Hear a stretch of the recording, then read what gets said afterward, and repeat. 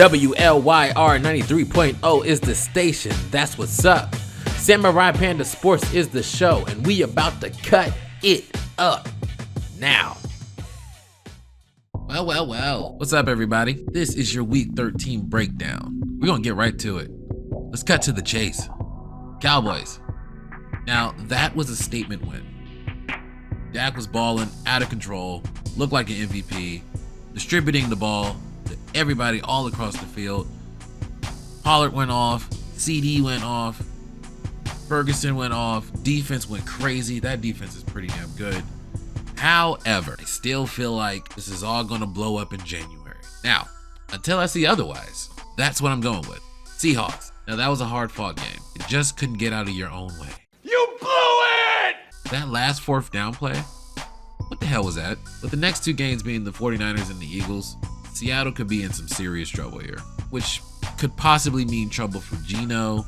With the way his contract is structured, they could bring somebody in, draft a rookie, but we'll see how they come down the stretch, but they got a tough road ahead of them. Lions.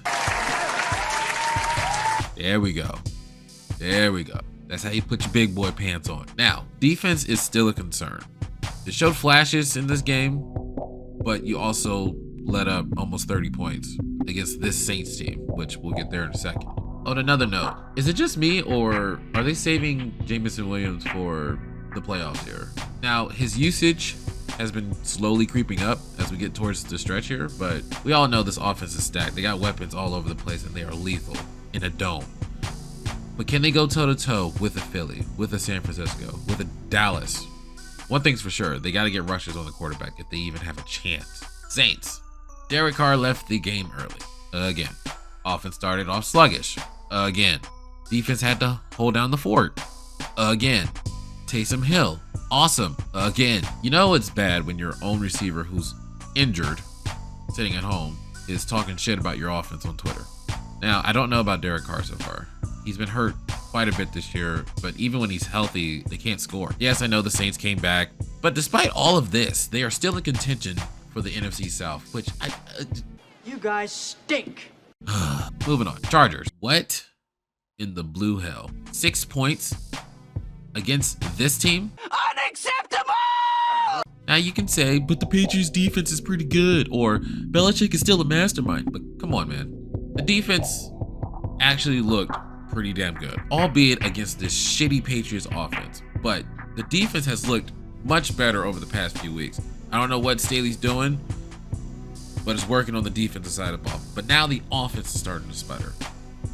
Like, this team just cannot catch a break. Patriots. I'm sure all of you Patriots fans are dying on the inside. Part of me enjoys that, but at least you're getting a top 5 pick. Question is, what happens next? Where's Belichick going? Is he staying? Is he leaving? How is this going to end? Is it going to end? And that might be the scariest part. But at the same time, You suck! Falcons. You're lucky you played the Jets. Defense pretty much saved you. And we still don't know about Ritter. The defense is legit. And you have a wonderful talent in Bijan who you should definitely use much more. And a great rushing attack. But it's just like this offense doesn't have any structure. There's no oomph to it. It's not clicking. They got weapons all over the place. Like, again, what the hell happened to Kyle Pitts? They got outgained by the Jets. That's a problem. But is it really a problem if they're top of the division? Seriously, the NFC South is ass. Do we have to let one of these teams in? Like, seriously, they're going to get in with a losing record and they're going to get rolled. They're going to get rolled. Whoever they face. Jets. I feel so bad for this defense. Like, they try every week and the offense is just so bad. Like, this offense, my God. I'm trying to save all my comments for my deep cut video that I'm working on, but I will say this. Nathaniel Hackett is a hack. Cardinals. Great win. Trey McBride looks like the next Mark Andrews. James Conner is running his ass off. Defense is pretty good. They did their thing against all odds. Literally. Even Mother Nature didn't want this game to go on. But Cardinals got some decent pieces there. They could be a problem next year. I like Gannon as a coach. Now, Steelers. What in the blue fuck?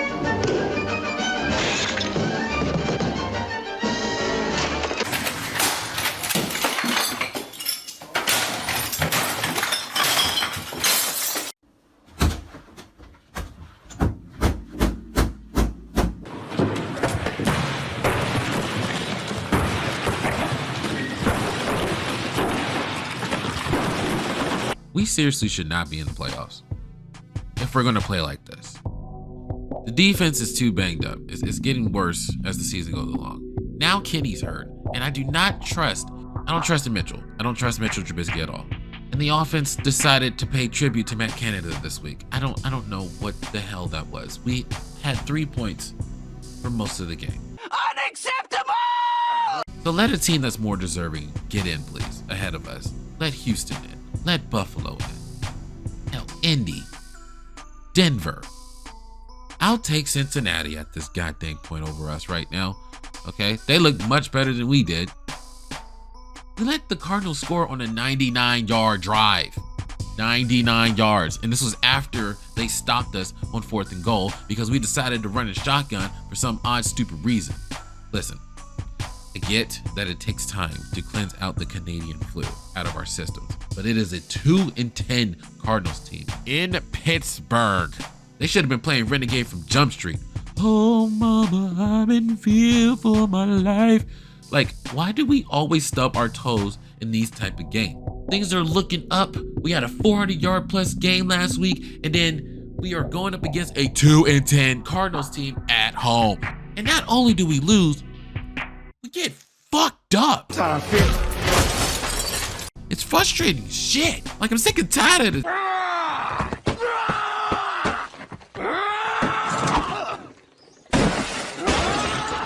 Colts, man, Shane Steichen is proven to be a hell of a coach. They are 7-5, sitting right there at the 6th seed, and they are just looking like a tough out for anyone playing them. Now, unfortunately, JT is going to be out for a couple of weeks, but how about Gardner Minshew? 300 plus yards, 2 touchdowns, and he is just balling out of his mind right now. Also, Michael Pittman Jr., like, this dude can just catch anything within a 2-mile radius of him. And the defense is sneaky good.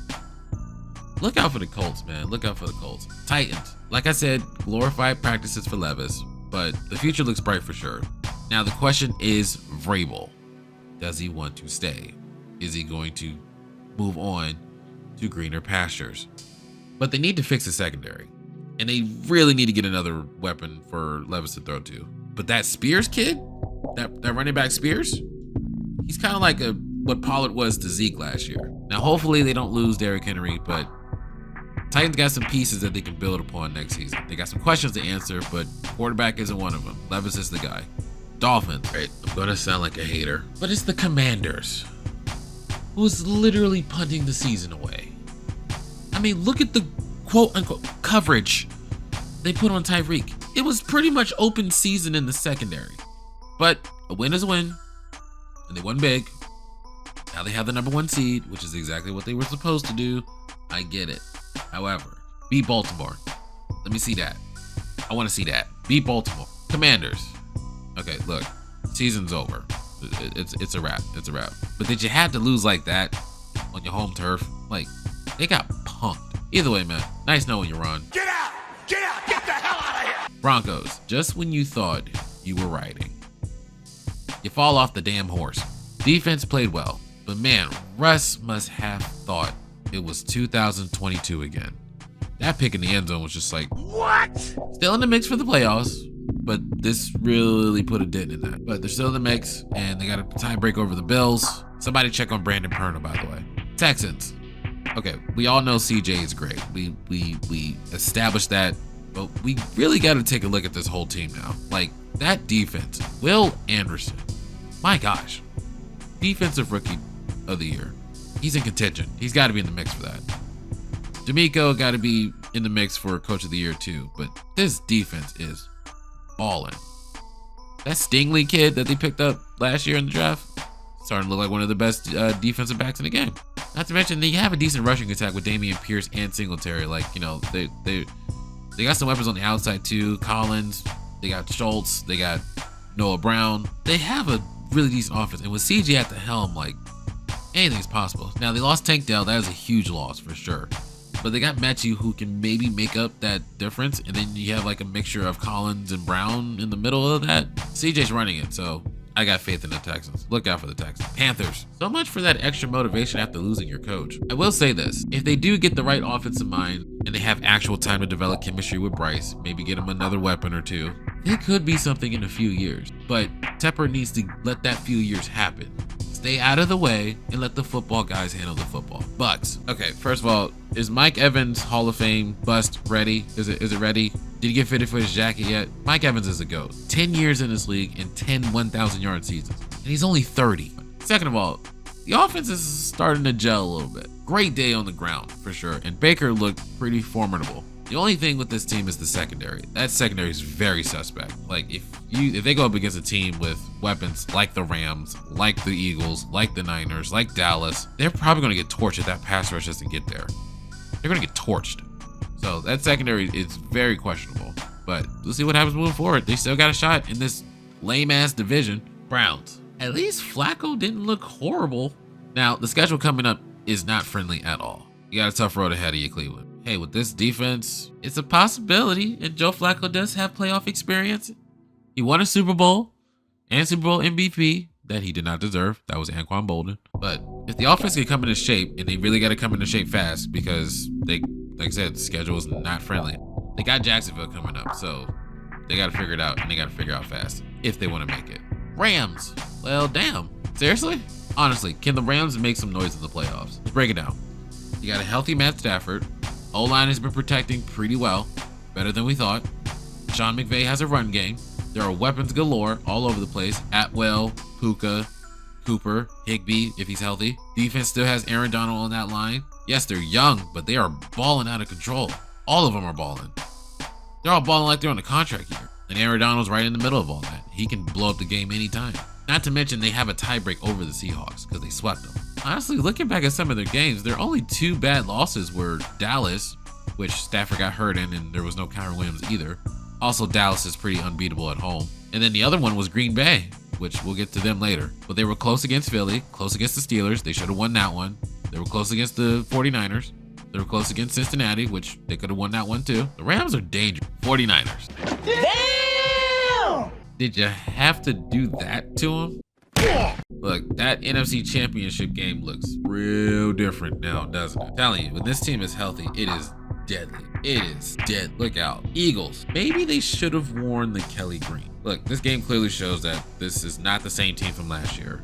Losing both coordinators, not to mention two great coordinators, it seems like. Hate to say it, but it hurts. Ha ha, very funny, motherfucker. Now, I think a combination of things happened in this game. Number one, Philly kind of lost their way. They were a little bit too pass happy for my liking, and they just kind of forgot who they were. And probably because the Niners are a clone of the Eagles, it's just they just do it better. Number two, San Fran was very pissed about that championship game last year. Very pissed.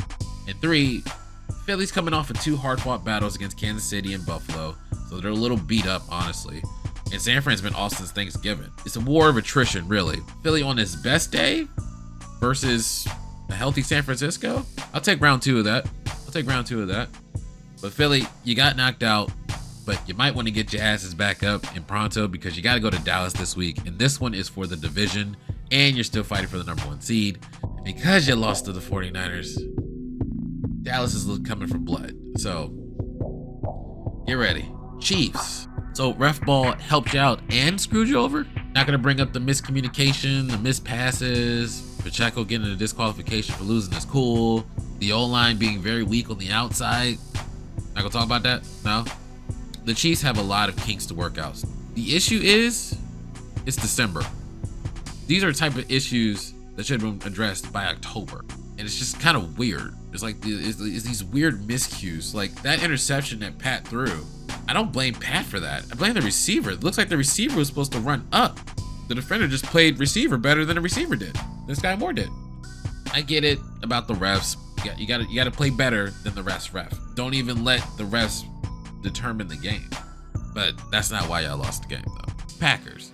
Now wait a minute. Did the Packers actually find another great quarterback? Jordan Love. This kid keeps getting better and better as the season goes along. They're opening the playbook for him. They trust him more. They get Aaron Jones back. Oh my gosh. Not to mention this defense definitely firing on all cylinders right now. Sean Gary. My goodness. The defense, they got Pat Mahomes in the red zone 3 times. Now honestly with Jordan Love, man, there were some flashes of 12 and 4. This kid is playing at a high level right now. Much different than earlier in the season. Packers are dangerous and they got to rocket up their ass. This win is much bigger than you actually. Jags. Well, the good news is the Trevor Lawrence injury isn't too bad, but man, that was a tough loss. Could have had the number 1 seed there. Now you're down to the 4th seed.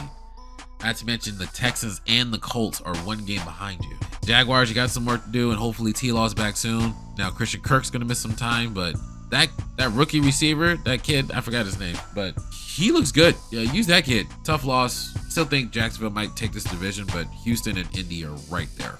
Bengals. Well, it's gonna take a lot for you guys to get in, but man, that was a huge win. Jake Browning, my goodness. 32 for 37, 354 yards, 2 touchdowns, 1 in the air, 1 on the ground. He looked like Joe Burrow out there. Played crazy. Defense stepped up too. Defense was balling out of control. That game was crazy. He looked like Joe Burrow out. And there's a big reason why. Jordan Palmer had an interview with Rich Eisen back on his show in November. I'll put the link in the description below. But Palmer, who's Burrow's quarterback mentor, saying that Browning reached out to Jordan to learn some aspects about Burrow's game. Clearly it worked. He's a smart kid, and like if you look at his career in high school and college, like this kid is a winner. He was a born winner. You know, he achieved in high school, he achieved in college. All this kid does is win. If he continues to play like that, he can end up as somebody's starter next year. It's possible. But I'll put that link to that interview in the description below. But check it out. Like Jordan Palmer saw this coming from a mile away. However, we didn't, and that was a hell of a game. Wow, what a game. But that is your Week 13 breakdown. What do you think? Do you agree? Do you disagree? Let me know in the comments below. Make sure you like, comment, and subscribe. Hope you guys have a wonderful rest of your day. WLYR 93.0 is the station. That's what's up. Samurai Panda Sports is the show. Don't get cut. This is your host, Lyricist the Kid, signing off. And we out.